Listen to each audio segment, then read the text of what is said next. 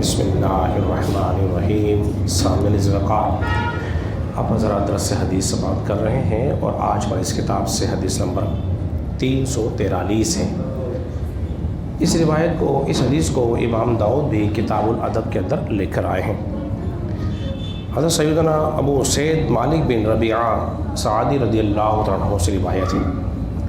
वो फरमाते हैं कि मैं नबी करीम सल्लल्लाहु अलैहि वसल्लम की खिदमत के अंदर हाजिर हुआ कि मैंने क्या देखा कि कबीला बनु सलमा का एक शख्स नबी करीम सल्लल्लाहु अलैहि वसल्लम की खिदमत के अंदर हाजिर हुआ और हाजिर होने के बाद उसने अर्ज़ किया, रसूलुल्लाह सल्लल्लाहु अलैहि वसल्लम, मेरे वालिदैन का इंतकाल हो गया है, मेरे वालिदैन का इंतकाल हो गया है, तो मैं उनसे भलाई करना चाहता हूँ। उसकी कोई सूरत है? इंतकाल के बाद वालिदैन के साथ भलाई करने की कोई सूरत पूछ रहा है। कमाल का सवाल पूछा है उसने कि वालिदैन के साथ जब ज़िंदा हो तब भी भलाई की जाए। अब पूछ रहे हैं कि इंतकाल कर गए हैं तो अब कौन सा तरीका है उनके साथ भलाई करने का। आपने सलाम ने इरशाद फरमाया, हाँ, वो सूरत हाल ये है कि तू उनके लिए दुआएं मग़फ़िरत किया कर। पहली सूरत ये है, अगर उन्होंने किसी से वादा कर लिया है तो तू उस वादे को पूरा कर, जो अपनी ज़ाहिरी हयात के अंदर अपने वादे को पूरा ना कर सके। और दूसरी सूरत ये है कि तू उनके रिश्तेदारों के साथ अच्छा सलूक कर और उनके दोस्तों की इज्जत कर। नबी करीम सल्लल्लाहु अलैहि वसल्लम ने चंद बातें उसको इरशाद फरमाई। हज़रात मोहतरम, ज़रा गौर कीजिए कि कुछ हुकूक होते हैं औलाद के वालिदैन पर, ज़िंदगी में भी और उनकी वफ़ात के बाद भी। उन हुकूक को कभी भी फरामोश नहीं करना चाहिए।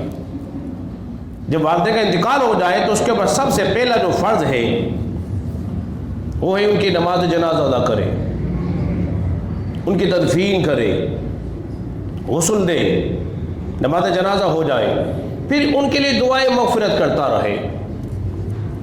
और हम बता चुके हैं रिज़्क़ में इजाफे का बेहतरीन ज़रिया जो है वो अपने वालिदैन के लिए दुआएं मग़फ़िरत करना है।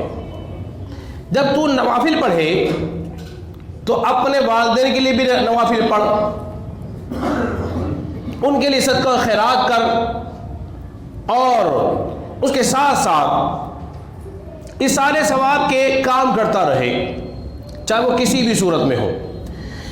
ख़ास करके बच्चों को इस बात का ख्याल रखना चाहिए, अगर हमारे उनके वालिदैन जो दुनिया में भलाई के काम करते रहे, फ़र्ज़ कर लीजिए कि वो हर महीने में कोई ज़िक्र की महफ़िल किया करते थे, महफ़िल मिलाद मुनक़िद करते थे, ज़िक्र अस्कार करते थे या खैर व बरकत का कोई काम करते थे, तो उस रस्म को, उस तरीके को जारी रखें,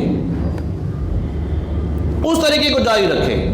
उसकी एक उम्दा मिसाल आपके सामने बयान करता हूँ। हमारी मस्जिद के सदर जनाब हाजी बाबुद्दीन साहब, वो फरमाते हैं कि उनके वालिदैन जो थे हर 12 रबी अव्वल की सुबह को फजर की नमाज के बाद कुरान ख़वानी किया करते थे।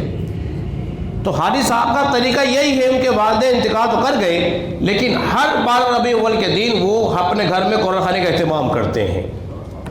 उन्होंने इस रस्म को जारी किया हुआ है।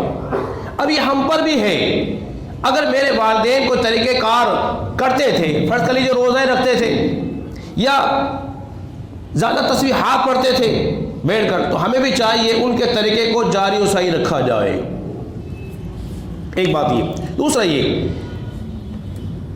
और तुम्हें ये भी खबर है कि मेरे वालिदैन को मस्जिद से ज़्यादा लगाव था, मस्जिद की खिदमत किया करते थे, सफाई सुथराई हो या वैसे कोई खिदमत हो, रुपया पैसा देते हो या मस्जिद को आबाद करने के लिए हमेशा उसमें कोशा रहते थे, तो तूने भी सारे काम करने हैं।